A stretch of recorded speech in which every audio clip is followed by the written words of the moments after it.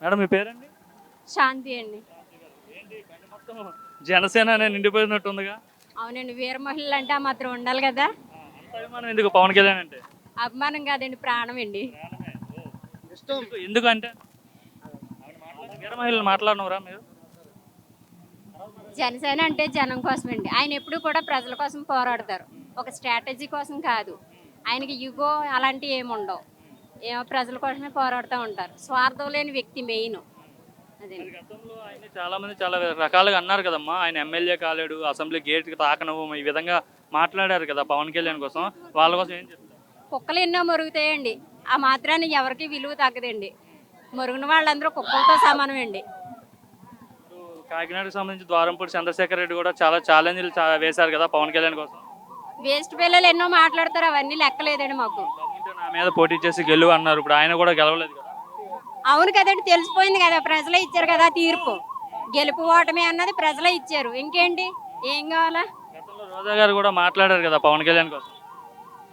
రోజా లాంటి ఐరన్ లెక్క మాటలు మాకు లెక్కలేదండి. ఆవిడ ఈ రోజు మూలం కూర్చోబెట్టాం, ఆయన ఆవిడకి బుద్ధి లేదు. పవన్ కళ్యాణ్ గారి పాలన బాగుందంటారా? చాలా బాగుందండి. జగన్ పరిపాలనలో పనికిమాలిన పథకాలు ఎక్కువైపోయినాయి. వాలంటరీ వ్యవస్థను పెట్టారు, వేస్ట్ ఎంప్లాయ్మెంట్, గవర్నమెంట్ మొత్తం అప్పుల పాలు అయిపోయింది. ఏంటి ఇప్పుడు పెన్షన్లు ఇవ్వట్లేదా? గవర్నమెంట్ ఎలా నడుస్తుంది?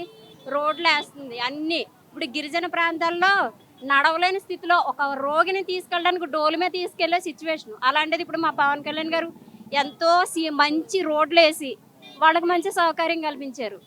పనికిమాలిన పథకాల గురించి మాట్లాడకూడదు. ఇప్పుడు జగన్ అంటున్నాడు ఇప్పుడు ఈ ప్రభుత్వంలో ప్రజలందరూ ఇబ్బంది పడిపోతున్నారు, నా ప్రభుత్వంలో ప్రజలు హ్యాపీగా ఉన్నారు అంటున్నాడు ఆయన. ఏంటి ఇంట్లో కూర్చోబెట్టి ప్రజల్ని సోమరపోతులు చేయడం అది గ్రేట్ కాదు. అది నిజం చెప్పాలంటే ప్రజల్ని సోమరపోతులు చేయడం అది గ్రేట్ కాదు. అది ఇప్పుడు ప్రతి ఒక్కరికి కూడా ఎంప్లాయ్మెంట్ వస్తుంది. ఇప్పుడు నిరుద్యోగులు అంటూ ఎవరు ఉండరు. ఇప్పుడు దేవియన్ దేవియన్ ఏం చెప్తుంటారండి? హౌస్ వైఫ్ నేను.